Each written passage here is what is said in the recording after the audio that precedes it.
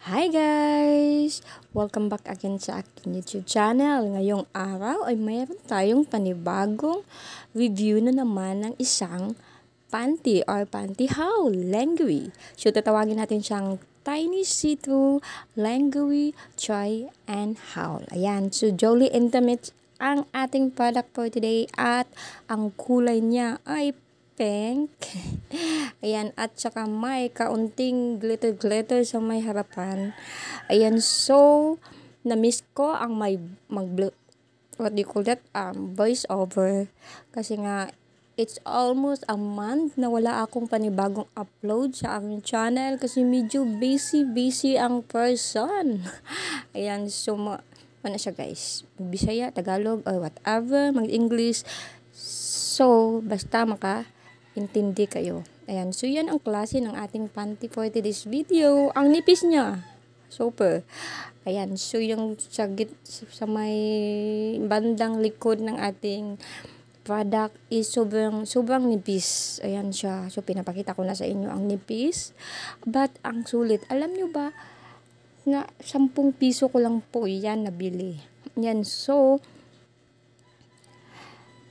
bumili ako ng 3. So, hindi ko pala alam na umorder pala ako niyan nung nakaraan pang buwan. So, naging 6 na siya guys. So, nakalimutan ko lang siyang i-vlog o i-review o i-unboxing.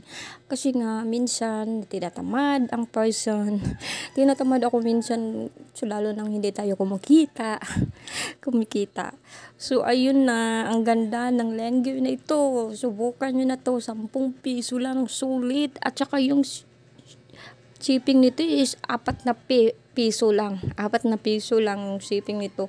Kaya, go na. Gawa na kayo guys. Just, ang ganda ng, super ganda. Ang ganda. Just, nakakaputi ng ating mga kasingit-singitan ito. Ang ganda. So, pwede din hindi kayo mag-panty para naman fresh na fresh ang ating pakiramdam. Ayun. So, yun na nga. So, ulit yung mga sinasabi ko na. So, yun. 1 buwan na nga akong walang upload. So, masaya ako na nagbabalik. Nag-voice over. Ang ganda ng panty nito guys. So, basta sinabi ko sa inyo, bili na kayo. Basta maganda to siya. 10 piso lang. Ayan. Super ganda. Lalo na pag pack. Sinusuot natin paggabi. Pack.